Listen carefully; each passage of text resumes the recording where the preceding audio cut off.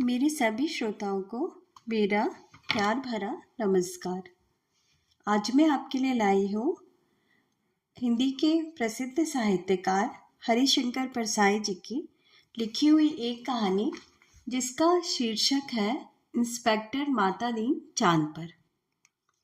तो प्रस्तुत है कहानी इंस्पेक्टर माता दीन चांद पर। वैज्ञानिक कहते हैं चांद पर जीवन नहीं है, पर सीनियर पुलिस इंस्पेक्टर माता दीन कहते हैं वैज्ञानिक झूठ बोलते हैं। वह हमारे जैसे ही मनुष्यों की आबादी है। विज्ञान ने हमेशा इंस्पेक्टर माता दीन से मात खाई है। फिंगरप्रिंट विशेषज्ञ कहता रहता है छुरे पर पाए गए निशान मुलजिम की उंगलियों के नहीं हैं, पर माता दीन उसे सजा दिला ही देते हैं। माता दीन कहते हैं ये वैज्ञानिक केस का पूरा इन्वेस्टिगेशन नहीं करते। उन्होंने चांद का उजला हिस्सा देखा और कह दिया वहां जीवन नहीं है। मैं चांद का अंधेरा हिस्सा देख कर आया हूं, वहां मनुष्य जाति है। यह बात सही है क्योंकि अंधेरे पक्ष के माता दीन माहिर माने जाते हैं। पूछा जाएगा कि इंस्पेक्टर माता दीन चांद पर क्यों गए थे, टूरिस्ट की हैसियत से या किसी फरार अपराधी को पकड़ने? नहीं, वे भारत की तरफ से सांस्कृतिक आदान प्रदान के अंतर्गत गए थे। चांद सरकार ने भारत सरकार को लिखा था यो हमारी सभ्यता बहुत आगे बढ़ी है, पर हमारी पुलिस में पर्याप्त सक्षमता नहीं है।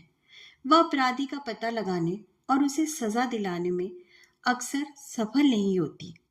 सुना है आपके यहाँ रामराज है, मेहरबानी करके किसी पुलिस अफसर को भेजें जो हमारी पुलिस को शिक्षित कर दे।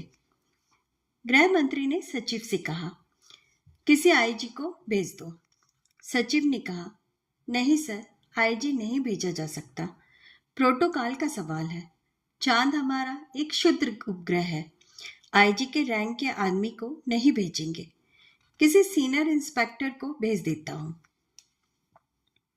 तय किया गया कि हजारों मामलों के इन्वेस्टिगेटिंग ऑफिसर सीनियर इंस्पेक्टर माता दीन को भेज दिया जाए। चांद की सरकार को लिख दिया गया कि आप माता दीन को लेने के लिए पृथ्वीयान भेज दीजिए। पुलिस मंत्री ने माता दीन को बुलाकर कहा तुम भारतीय पुलिस की उज्जवल परंपरा के दूत की हैसियत से जा रहे हो। ऐसा काम करना कि सारे अंतरिक्ष में डिपार्टमेंट की ऐसी जय जयकार हो कि पीएम को भी सुनाई पड़ जाए। माता दीन की यात्रा का दिन आ गया। एक यान अंतरिक्ष अड्डे पर उतरा। माता दीन सबसे विदा लेकर यान की तरफ बढ़े। वे धीरे धीरे कहते जा रहे थे प्रवेशी नगर कीजे सब काजा, हृदय राखे कौशलपुर राजा।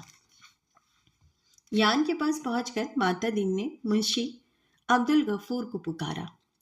मुंशी गफूर ने एड़ी मिलाकर सैल्यूट फटकारा। बोला जी पैक्टर साहब, एफआईआर रख दी है? जी पैक्टर साहब। और रोजना मच्छी का नमूना? जी पैक्टर साहब। वे यान में बैठने लगे। हवलदार बलभद्र को बुलाकर कहा हमारे घर में जचकी के बखत अपनी पत्नी को मदद के लिए भेज देना। बलभद्र ने कहा जी पैक्टर साहब। माता दीन ने यान के चालक से पूछा ड्राइविंग लाइसेंस है? जी है साहब। और गाड़ी में बत्ती ठीक है? जी ठीक है। माता दीन ने कहा सब ठीक ठाक होना चाहिए, वरना हरामजादे का बीच अंतरिक्ष में चालान कर दूंगा। चंद्रमा से आए चालक ने कहा हमारे आदमी से इस तरह नहीं बोलते। माता दीन ने कहा जानता हूं बे, तुम्हारी पुलिस कमजोर है, अभी मैं उसे ठीक करता हूं। माता दीन यान में कदम रख ही रहे थे कि हवलदार राम संजीवन भागता हुआ आया। बोला पैक्टर साहब, एसपी साहब के घर में से कहे हैं कि चांद से एड़ी चमकाने का पत्थर लेते आना। माता दीन खुश हुए, बोले कह देना बाई साहब से, जरूर लेता आऊंगा। वे यान में बैठे और यान उड़ चला। पृथ्वी के वायुमंडल से यान बाहर निकला ही था कि माता दीन ने कहा अबे हॉर्न क्यों नहीं बजाता? चालक ने जवाब दिया, आसपास लाखों मील में कुछ नहीं है। माता दीन ने डांटा, मगर रूल इज रूल, हॉर्न बजाता चल। चालक अंतरिक्ष में हॉर्न बजाता हुआ यान को चांद पर उतार लाया। अंतरिक्ष अड्डे पर पुलिस अधिकारी माता दीन के स्वागत के लिए खड़े थे। माता दीन रोप से उतरे और उन अफसरों के कंधों पर नजर डाली। वहां किसी के स्टार नहीं थे, फीते भी किसी के नहीं लगे थे। लिहाजा माता दीन ने एड़ी मिलाना और हाथ उठाना जरूरी नहीं समझा। फिर उन्होंने सोचा, मैं यहाँ इंस्पेक्टर की हैसियत से नहीं, सलाहकार की हैसियत से आया हूँ। माता दीन को वे लोग लाइन में ले गए और एक अच्छे बंगले में उन्हें टिका दिया। एक दिन आराम करने के बाद माता दीन ने काम शुरू किया। पहले उन्होंने पुलिस लाइन का मुलाहजा किया। शाम को उन्होंने आईजी से कहा, आपके यहाँ पुलिस लाइन में हनुमान जी का मंदिर नहीं है? हमारे रामराज में हर पुलिस लाइन में हनुमान जी है। आईजी ने कहा, हनुमान कौन थे? हम नहीं जानते। माता दीन ने कहा, हनुमान का दर्शन हर कर्तव्य परायण पुलिस वाले के लिए जरूरी है। हनुमान सुग्रीव के यहाँ स्पेशल ब्रांच में थे। उन्होंने सीता माता का पता लगाया था। एब्डक्शन का मामला था, दफा 362। हनुमान जी ने रावण को सजा वही दे दी, उसकी प्रॉपर्टी में आग लगा दी। पुलिस को यह अधिकार होना चाहिए कि अपराधी को पकड़ा और वहीं सजा दे दी, अदालत में जाने का झंझट नहीं। मगर यह सिस्टम अभी हमारे रामराज में भी चालू नहीं हुआ। हनुमान जी के काम से भगवान रामचंद्र बहुत खुश हुए। वे उन्हें अयोध्या ले आए और टॉन ड्यूटी पर तैनात कर दिया। वही हनुमान हमारे आराध्य देव हैं। मैं उनकी फोटो लेता आया हूँ। उससे मूर्तियां बनवाइए और हर पुलिस लाइन में स्थापित करवाइए। थोड़े ही दिनों में चांद की हर पुलिस लाइन में हनुमान जी स्थापित हो गए। माता दीन जी उन कारणों का अध्ययन कर रहे थे जिनसे पुलिस लापरवाह और अलाल हो गई। वह अपराधों पर ध्यान नहीं देती, कोई कारण नहीं मिल रहा था। एकाएक उनकी बुद्धि में एक चमक आई। उन्होंने मुंशी से कहा, जरा तनख्वाह का रजिस्टर बताओ। तनख्वाह का रजिस्टर देखा तो सब समझ गए। कारण पकड़ में आ गया। शाम को उन्होंने पुलिस मंत्री से कहा, मैं समझ गया कि आपकी पुलिस मुस्तैद क्यों नहीं है। आप इतनी बड़ी तनख्वाहें देते हैं, इसीलिए सिपाही को 500, हवलदार को 700, थानेदार को 1000। यह क्या मजाक है? आखिर पुलिस अपराधी को क्यों पकड़े? हमारे यहाँ सिपाही को 100 और इंस्पेक्टर को 200 देते हैं, तो वे 24 घंटे जुर्म की तलाश करते हैं। आप तनख्वाह फौरन घटाइए। पुलिस मंत्री ने कहा, मगर यह तो अन्याय होगा। अच्छा वेतन नहीं मिलेगा तो वे काम ही क्यों करेंगे? माता दीन ने कहा, इसमें कोई अन्याय नहीं है। आप देखेंगे कि पहले घटी हुई तनख्वाह मिलते ही आपकी पुलिस की मनोवृत्ति में क्रांतिकारी परिवर्तन हो गया। पुलिस मंत्री ने तनख्वाहें घटा दी और 2-3 महीनों में सचमुच बहुत फर्क आ गया। पुलिस एकदम मुस्तैद हो गई, सोते से एकदम जाग गई, चारों तरफ नजर रखने लगी। अपराधियों की दुनिया में घबराहट छा गई। पुलिस मंत्री ने तमाम थानों के रिकॉर्ड बुलवा कर देखे। पहले से कई गुने अधिक केस रजिस्टर हुए थे। उन्होंने माता दीन से कहा, मैं आपकी सूझ की तारीफ करता हूँ। आपने क्रांति कर दी, पर यह हुआ किस तरह? माता दीन ने समझाया, बात बहुत मामूली है। कम तनख्वाह दोगे तो मुलाजिम की गुजर नहीं होगी। 100 रुपयों में सिपाही बच्चों को नहीं पाल सकता। 200 में इंस्पेक्टर ठाट बाट मेंटेन कर सकता है। उसे ऊपरी आमदनी करनी ही पड़ेगी, और ऊपरी आमदनी तभी होगी जब वह अपराधी को पकड़ेगा, गरज कि वह अपराधों पर नजर रखेगा। सचेत, कर्तव्यपरायण और मुस्तैद हो जाएगा। हमारे रामराज के स्वच्छ और सक्षम प्रशासन का यही रहस्य है। चंद्रलोक में इस चमत्कार की खबर फैल गई। लोग माता दीन को देखने आने लगे कि वह आदमी कैसा है जो तनख्वाह कम करके सक्षमता ला देता है। पुलिस के लोग भी खुश थे।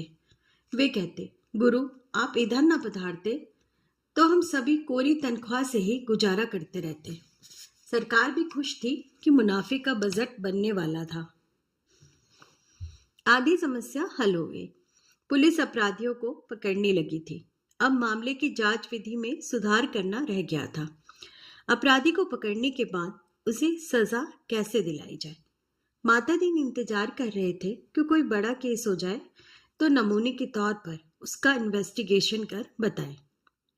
एक दिन आपसी मारपीट में एक आदमी मारा गया। माता दीन कोतवाली में आकर बैठ गए और बोले, नमूने के लिए इस केस का इन्वेस्टिगेशन मैं करता हूँ, आप लोग सीखिए। यह कत्ल का केस है। कत्ल के केस में एविडेंस बहुत पक्की होनी चाहिए। कोतवाल ने कहा, पहले कातिल का पता लगाया जाएगा, तभी तो एविडेंस इकट्ठा की जाएगी। माता दीन ने कहा, नहीं, उल्टे मत चलो, पहले एविडेंस देखो। क्या कहीं खून मिला, किसी के कपड़ों पर या और कहीं? एक इंस्पेक्टर ने कहा, हाँ, मारने वाले तो भाग गए थे। मृतक सड़क पर बेहोश पड़ा था। एक भला आदमी वहां रहता है, उसने उठाकर अस्पताल भेजा। उस भले आदमी के कपड़ों पर खून के दाग लग गए हैं। माता दीन ने कहा, उसे फौरन गिरफ्तार करो। कोतवाल ने कहा, मगर उसने तो मरते हुए आदमी की मदद की थी। माता दीन ने कहा, वह सब ठीक है, पर तुम खून के दाग ढूंढने और कहाँ जाओगे? जो एविडेंस मिल रहा है उसे तो कब्जे में करो। वह भला आदमी पकड़कर बुलवा लिया गया। उसने कहा, मैंने तो मरते आदमी को अस्पताल भिजवाया था, मेरा क्या कसूर है? चांद की पुलिस उसकी बात से एकदम प्रभावित हुई। माता दीन प्रभावित नहीं हुई है। सारा पुलिस महकमा उत्सुक था कि अब माता दीन क्या तर्क निकालते हैं। माता दीन ने उससे कहा, पर तुम झगड़े की जगह गए क्यों? उसने जवाब दिया, मैं झगड़े की जगह नहीं गया, मेरा वहां मकान है। झगड़ा मेरे मकान के सामने हुआ। अब फिर माता दीन की प्रतिभा की परीक्षा थी। सारा महकमा उत्सुक देख रहा था। माता दीन ने कहा, मकान है तो ठीक है, पर मैं पूछता हूँ, झगड़े की जगह जाना ही क्यों? इस तर्क का कोई जवाब नहीं था। वह बार बार कहता, मैं झगड़े की जगह नहीं गया, मेरा वही मकान है। माता दीन उसे जवाब देते, सो ठीक है, पर झगड़े की जगह जाना ही क्यों? वह इस तर्क प्रणाली से पुलिस के लोग बहुत प्रभावित हुए। अब माता दीन जी ने इन्वेस्टिगेशन का सिद्धांत समझाया। देखो, आदमी मारा गया है तो यह पक्का है कि किसी ने उसे जरूर मारा। कोई कातिल है, किसी को सजा होनी है। सवाल है, किसको सजा होनी चाहिए? पुलिस के लिए यह सवाल इतना महत्व नहीं रखता जितना यह सवाल कि जुर्म किस पर साबित हो सकता है या किस पर साबित होना चाहिए। कत्ल हुआ है तो किसी मनुष्य को सजा होगी ही। मारने वाले को होती है या बेकसूर को, यह अपने सोचने की बात नहीं है।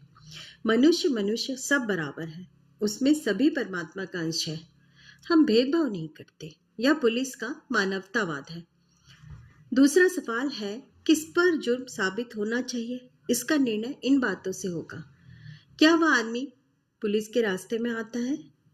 क्या उसे सजा दिलाने से ऊपर के लोग खुश होंगे? माता दीन को बताया गया कि वह आदमी भला है, पर पुलिस अन्याय करे तो विरोध करता है।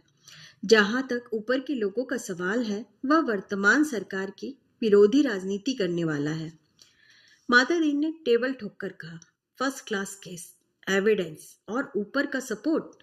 एक इंस्पेक्टर ने कहा, पर हमारे गले यह बात नहीं उतरती कि एक निरपराध भले आदमी को सजा दिलाई जाए। माता दीन ने समझाया, देखो, मैं समझा चुका हूं कि सब में उसी ईश्वर का अंश है। सजा इसे हो या कातिल को, फांसी पर तो ईश्वर ही चढ़ेगा ना। फिर तुम्हें कपड़ों पर खून मिल रहा है, इसे छोड़कर तुम कहाँ खून ढूंढते फिरोगे? तुम तो भरो एफआईआर। माता जी ने एफआईआर भरवा दी। बखत जरूरत के लिए जगह खाली छुड़वा दी। दूसरे दिन पुलिस कोतवाल ने कहा, गुरुदेव, हमारी तो बड़ी आफत है। तमाम भले आदमी आते हैं और कहते हैं, उस बेचारे बेकसूर को क्यों फंसा रहे हो? ऐसा तो चंद्रलोक में कभी नहीं हुआ। बताइए, हम क्या जवाब दें? हम तो बहुत शर्मिंदा हैं। माता दीन ने कोतवाल से कहा, घबराओ मत। शुरू शुरू में इस काम में आदमी को शर्म आती है, आगे तुम्हें बेकसूर को छोड़ने में शर्म आएगी। हर चीज का जवाब है। अब आपके पास जो आए उससे कह दो, हम जानते हैं कि वह निर्दोष है, पर हम क्या करें, यह सब ऊपर से हो रहा है। कोतवाल ने कहा, तब वे एसपी के पास जाएंगे। माता दीन ने कहा, एसपी भी कह दे कि ऊपर से हो रहा है। तब वे आईजी के पास शिकायत करेंगे। आईजी भी कह दे कि सब ऊपर से हो रहा है। तब वे लोग पुलिस मंत्री के पास पहुंचेंगे। पुलिस मंत्री भी कहेंगे, भैया मैं क्या करूं, यह ऊपर से हो रहा है। तो वे प्रधानमंत्री के पास जाएंगे। प्रधानमंत्री भी कहे कि मैं जानता हूं वह निर्दोष है, पर यह ऊपर से हो रहा है। कोतवाल ने कहा, तब वे माता दीन ने कहा, तब वे क्या, तब वे किसके पास जाएंगे? भगवान के पास ना। मगर भगवान से पूछकर कौन लौट सका है? कोतवाल चुप रह गया। वह इस महान प्रतिभा से चमत्कृत था। माता दीन ने कहा, एक मुहावरा ऊपर से हो रहा है, हमारे देश में 25 सालों से सरकारों को बचा रहा है, तुम इसे सीख लो। केस की तैयारी होने लगी। माता दीन ने कहा, अब 4-6 चश्मदीद गवाह लाओ। कोतवाल ने कहा, चश्मदीद गवाह कोई कैसे मिलेंगे जब किसी ने उसे मारते देखा ही नहीं? चश्मदीद गवाह कोई कैसे होगा? माता दीन ने सिर ठोक लिया। किन बेवकूफों के बीच फंसा दिया गवर्नमेंट ने। इन्हें तो एबीसीडी भी नहीं आती। झल्ला कर कहा, चश्मदीद गवाह किसे कहते हैं जानते हो? चश्मदीद वह नहीं है जो देखे, बल्कि वह है जो कहे कि मैंने देखा। कोतवाल ने कहा, ऐसा कोई क्यों कहेगा? माता दीन ने कहा, कहेगा समझ में नहीं आता कैसे डिपार्टमेंट चलाते हो? अरे चश्मदीद गवाहों की लिस्ट पुलिस के पास पहले से रहती है, जहां जरूरत हुई उन्हें चश्मदीद बना दिया। हमारे यहाँ ऐसे आदमी हैं जो साल में 300-400 वारदातों के चश्मदीद गवाह होते हैं। हमारी अदालतें भी मान लेती हैं कि इस आदमी में कोई दैवी शक्ति है, जिससे वह जान लेता है कि अमुक जगह वारदात होने वाली है और वहां पहले से पहुंच जाता है। मैं तुम्हें चश्मदीद गवाह बनाकर देता हूँ। 8-10 उठाए गिरोह को बुलाओ जो चोरी, मारपीट, गुंडागर्दी करते हो, जुआ खिलाते हो या शराब उतारते हो। दूसरे दिन शहर के 8-10 नवरत्न कोतवाली में हाजिर थे। उन्हें देखकर माता दीन गदगद हो गए। बहुत दिन हो गए थे ऐसे लोगों को देखे। बड़ा सूना सूना लग रहा था। माता दीन का प्रेम उमड़ पड़ा। उन्होंने कहा, तुम लोगों ने उस आदमी को लाठी मारते देखा था ना? वे बोले, नहीं देखा साहब, हम वहां थे ही नहीं। माता दीन जानते थे यह पहला मौका है। फिर उन्होंने कहा, वहां नहीं थे या मैंने माना, पर लाठी मारते देखा तो था। उन लोगों को लगा कि यह पागल आदमी है, तभी ऐसी उटपटांग बात करता है। वे हंसने लगे। माता दीन ने कहा, हंसो मत, जवाब दो। वे बोले, जब थे ही नहीं तो कैसे देखा? माता दीन ने गुर्रा कर देखा। कहा, कैसे देखा तो बताता हूँ। तुम लोग जो काम करते हो सब इधर दर्ज है। हर एक को कम से कम 10 साल जेल में डाला जा सकता है। तुम ये काम आगे भी करना चाहते हो या जेल जाना चाहते हो? वे घबरा कर बोले, साहब हम जेल नहीं जाना चाहते। माता दीन ने कहा, ठीक, तो तुमने उस आदमी को लाठी मारते देखा था, देखा ना? वे बोले, देखा साहब। वह आदमी घर से निकला और जो लाठी मारना शुरू किया तो वह बेचारा बेहोश होकर सड़क पर गिर पड़ा। माता दीन ने कहा, ठीक है, आगे भी ऐसी वारदातें देखोगे। वे बोले, साहब जो आप कहेंगे सो देखेंगे। कोतवाल इस चमत्कार से थोड़ी देर तो बेहोश हो गया। होश आया तो माता दीन के चरणों पर गिर पड़ा। माता दीन ने कहा, हटो, काम करने दो। कोतवाल पांव से लिपट गया। कहने लगा, मैं जीवन भर इन शीत चरणों में पड़ा रहना चाहता हूँ। माता दीन ने आगे की सारी कार्य प्रणाली तय कर दी। एफआईआर बदलना, बीच में पन्ने डालना, रोजना मच्चा बदलना, गवाहों को तोड़ना, सब सिखा दिया। उस आदमी को 20 साल की सजा हो गई। चांद की पुलिस शिक्षित हो चुकी थी। धड़ाधड़ केस बनने लगे और सजा होने लगी। चांद की सरकार बहुत खुश थी। पुलिस की ऐसी मुस्तैदी भारत सरकार के सहयोग का नतीजा थी। चांद की संसद ने एक धन्यवाद का प्रस्ताव पास किया। एक दिन माता दीन जी का सार्वजनिक अभिनंदन किया गया। वे फूलों से लदी खुली जीप में बैठे थे। आसपास जय जयकार करते हजारों लोग। वे हाथ जोड़कर अपने गृह मंत्री की स्टाइल में जवाब दे रहे थे। जिंदगी में पहली बार ऐसा कर रहे थे, इसलिए थोड़ा अटपटा लग रहा था। 26 साल पहले पुलिस में भर्ती होते वक्त किसने सोचा था कि एक दिन दूसरे लोक में उनका ऐसा अभिनंदन होगा। वे पछताए। अच्छा होता कि इस मौके के लिए कुर्ता टोपी और धोती ले आते। भारत के पुलिस मंत्री टेलीविजन पर बैठे यह दृश्य देख रहे थे और सोच रहे थे, मेरी सद्भावना यात्रा के लिए वातावरण बन गया। एक दिन चांद की संसद का विशेष अधिवेशन बुलाया गया। बहुत तूफान खड़ा हुआ। गुप्त अधिवेशन था, इसलिए रिपोर्ट प्रकाशित नहीं हुई, पर संसद की दीवारों से टकराकर कुछ शब्द बाहर आए। सदस्य गुस्से से चिल्ला रहे थे, कोई बीमार बाप का इलाज नहीं करता, डूबते बच्चों को कोई नहीं बचाता, जलते मकान की आग कोई नहीं बुझाता, आदमी जानवर से बदतर हो गया, सरकार फौरन इस्तीफा दे। दूसरे दिन चांद के प्रधानमंत्री ने माता दीन जी को बुलाया। माता दीन ने देखा वे एकदम बूढ़े हो गए थे। लगा ये कई रातें सोई नहीं है।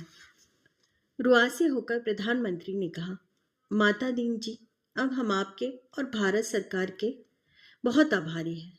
अब आप कल देश वापस लौट जाइए। माता दीन ने कहा, मैं तो टर्म खत्म करके ही जाऊंगा। प्रधानमंत्री ने कहा, आप बाकी टर्म का वेतन ले जाइए, डबल ले जाइए, ट्रिपल ले जाइए।